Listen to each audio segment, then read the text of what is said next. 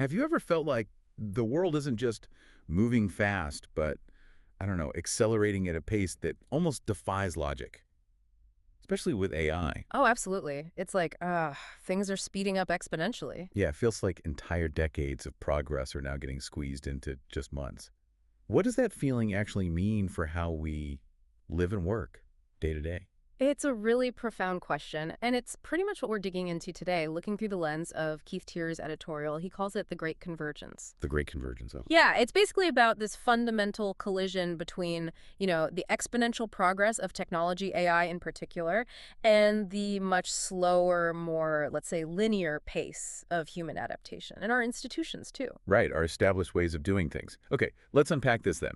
Our mission here is to really try and grasp the implications of this convergence. Mm. We're going to look at the incredible speed of AI innovation right alongside the very real friction we see in traditional systems. You Mm. mentioned institutions like venture capital or even massive global supply chains. Exactly. Those things don't change overnight. Yeah. And it's all about identifying the critical choices this moment is forcing on all of us right now. So what have we got to work with? Well, we've pulled from a stack of really interesting sources to bring this to life for you. Obviously, Tara's core editorial, but also hard data from the cutting edge of AI development Okay. and trends from the VC world, plus some really thought provoking essays that kind of challenge our basic assumptions about how things work. Sounds good. So Tier's core idea, the anchor for this conversation, is that stark statement. AI is fast, humans are slow. That's it. It just perfectly captures the essence of this great convergence, this point where almost unimaginable AI-driven abundance crashes right into that deep-seated institutional inertia. It's more than just a catchy phrase, though, isn't it? Oh, much more. Tara's editorial really digs into how the numbers coming out of the AI space aren't just big numbers. They represent what he calls the speed of now. The speed of now. I like that. It really gets at the dynamic here. It's about exponential growth, Yeah, essentially. totally. We're talking about AI compressing what might have taken, say, a decade of development into just months. And our sources have some wild examples, like ChatGPT. Right. I mean, think about it. It basically compressed what took Google over a decade to achieve in terms of daily searches, user adoption, into just 300 days. 300 days. That's Yeah. that's not just an improvement. It's a total redefinition of how we interact with information. Exactly. And Okay. it's not like it's just one company. Look at Cursor. Our sources flag it as potentially the fastest growing SaaS company ever. Okay, what are the numbers? They went from $1 million to $100 million in annual recurring revenue ARR in just 12 months. 100 million ARR in a year. Yep. And here's the kicker. Almost zero marketing spend. They hit 360,000 paying customers, mostly through word of mouth. That kind of scale with no marketing. That's astonishing. That must be what Terry means by AI native economics. It just changes the whole game. It completely redefines value creation. And you see similar patterns elsewhere. Anthropic's Claude, another big AI player, hit $3 billion in annualized revenue back in May. That was 200% growth in just 5 months. Wow. And then there's Midjourney, the AI image generator, $300 million revenue in 2024 with just 131 employees. And again, zero marketing. Zero marketing. It feels like the network effects and the scalability of AI are just making traditional sales and marketing models almost irrelevant for some categories. It certainly seems that way. And it's forcing established players to adapt fast or risk being left behind. Look at Databricks. The data and AI company. Yeah. They recently caught Snowflake, the cloud data warehousing giant, hitting $3.7 billion in ARR. That's 50% year-over-year growth, mostly driven by AI adoption on their platform. It's like an acceleration across the entire tech landscape, pulling even the giants into this new speed. It's even reshaping really fundamental concepts, isn't it? Yeah. Like Andre Karpathy's idea of software 3.0, Right. His idea that English is becoming the hottest new programming language. which sounds counterintuitive, but it makes sense when you think about it. It does.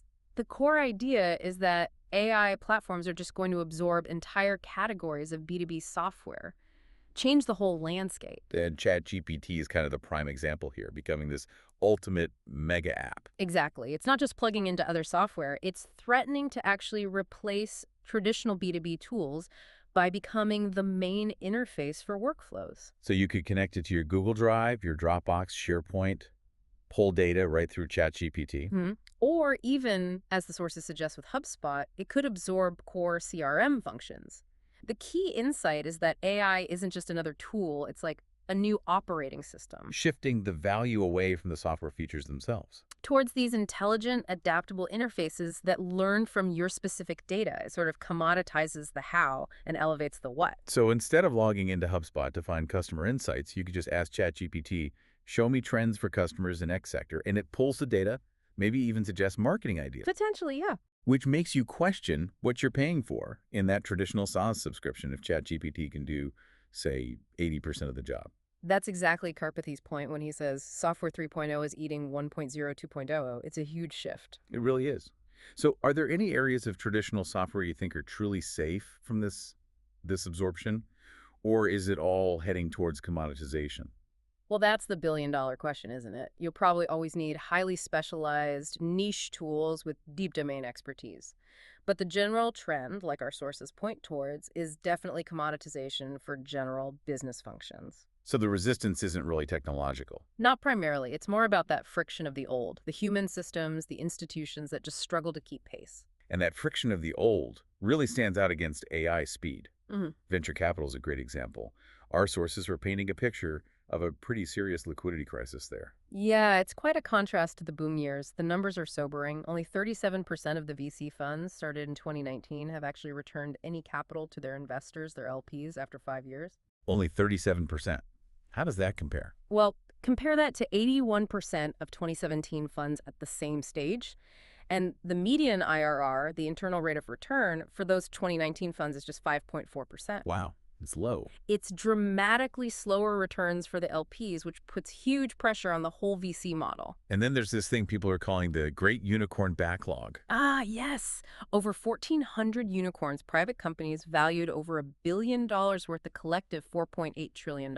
And the problem is getting them public or acquired, right? The exits. Exactly. At the current rate of exits, it would take something like 49 years to clear that backlog.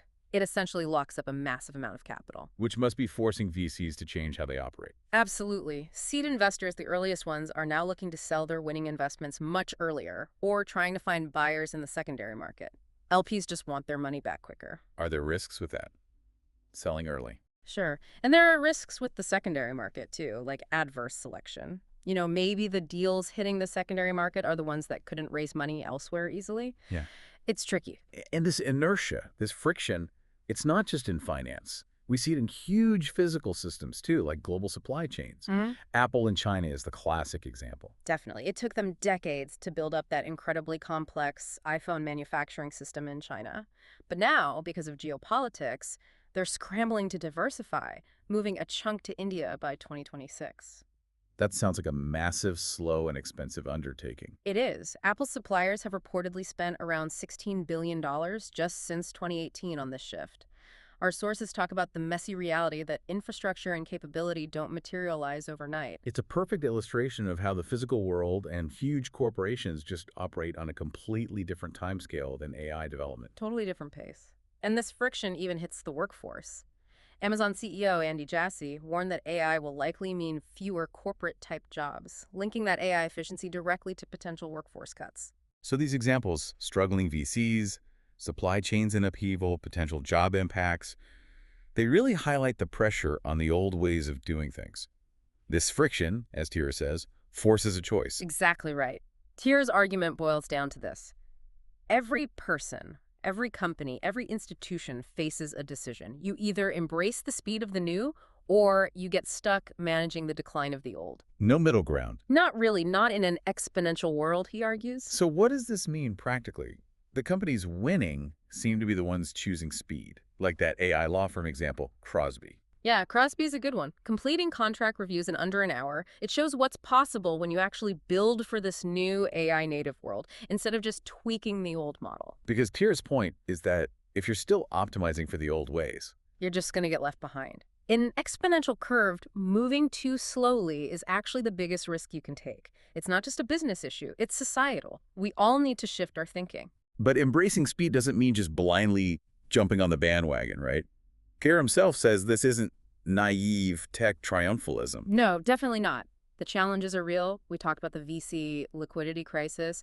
And there's also the huge concentration of AI power in just a few big platforms. Those are serious issues. And tackling those requires clear, critical thinking. which brings us to those essays you mentioned. Exactly. This is where someone like Kyle Harrison, in his essay on the burden of proof, becomes really relevant.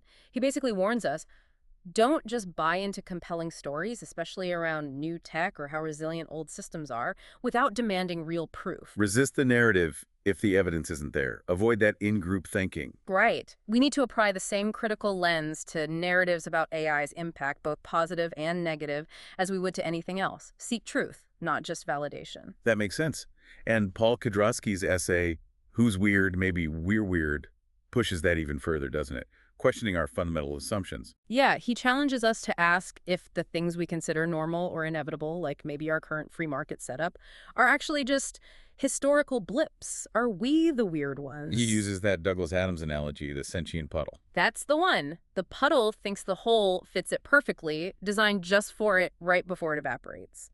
We risk that kind of blindness if we assume our current systems are the only way things can be, especially when faced with change this fast. It's a powerful metaphor for potential blind spots. It is. But Tier adds a crucial point here. Skepticism is important, but skepticism without action is just, as he puts it, intellectual tourism. Meaning these trends, the AI acceleration, the capital shifts, the supply chain issues, they aren't just happening to us. They're the result of millions of human decisions. And they demand a response, not just observation. Okay, so that points towards the path forward. The potential is huge, right? This abundance economy idea. The potential is extraordinary. Universal access through intelligence, huge cost reductions, maybe even new ways for people to flourish.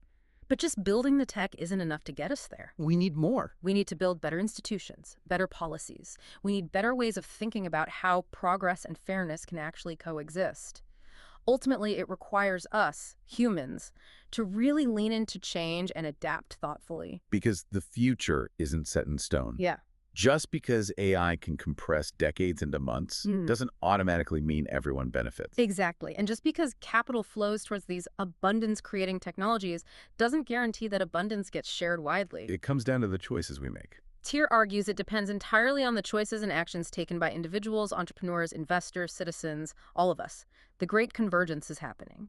The real question is, can we match the speed of the tech with the speed of our own adaptation, our institutional reforms, and, maybe most importantly, our collective wisdom? So wrapping up our deep dive today, we're in the midst of this great convergence. It's this stark clash between AI's incredible speed and the slower pace of human adaptation and our traditional systems. Right. And the key thing for you, the listener, is that this isn't just abstract tech talk. It's fundamentally changing how value gets created and how society needs to evolve. You're not just watching this, you're part of it, influencing it.